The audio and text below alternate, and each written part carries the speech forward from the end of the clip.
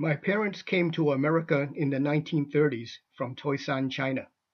They made their way to Boston, and they did the laundry business. They had 6 sons. That's me, number 6, on my mother's lap. We all have Chinese names as well as American names. Mine are Fong and James Fong.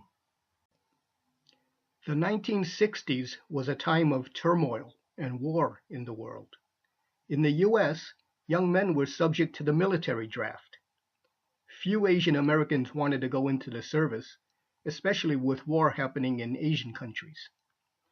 Eldest son, Dong, or Carl, wasn't drafted, but the next 4 sons were. Fu, or Willie, served in the Army in Hawaii, Korea, and Thailand.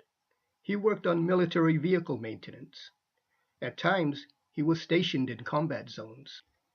On, or Barry, served in the Army in Korea, then Vietnam. He was an armored personnel carrier commander. He made light of it, but I heard he was often in dangerous combat situations. Ga, or Eddie, chose the Marines. He was active during the Cuban Missile Crisis, and if war had erupted, he would have been on the assault force. He later served in Okinawa. Gon, or George, served in the army in France and then Germany. If Cold War with the Soviet Union had ever become a hot war, he would have been on the front lines. Imagine how my mother felt. 4 sons, all in faraway, dangerous places, all at the same time. She worried constantly. I was a high school student at the time. She was always telling me to write to each of the brothers and get them to write home. There was no internet. You waited to receive a mailed letter.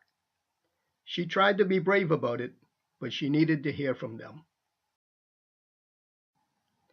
Thankfully, all 4 returned home safely as honorably discharged veterans. I don't know the details, but Willie didn't speak well of his time in the service. Barry was able to finish his college education and worked in financial investments. Eddie talked his way into a career in technical illustration. George worked in restaurant management when he came home. As the youngest son in the family, I did not face nearly as much sacrifice. I didn't have to work every day in the laundry like eldest son Carl did. And I didn't have to go far away and face danger in the military. Nobody wanted to see me go into the service. My role, as guided by my parents and reinforced by 5 older brothers, was to do well in school and college. I am glad that my parents got to attend my college graduation and see me get started in a productive life. My family is proud of our Chinese heritage as well as our Americanness.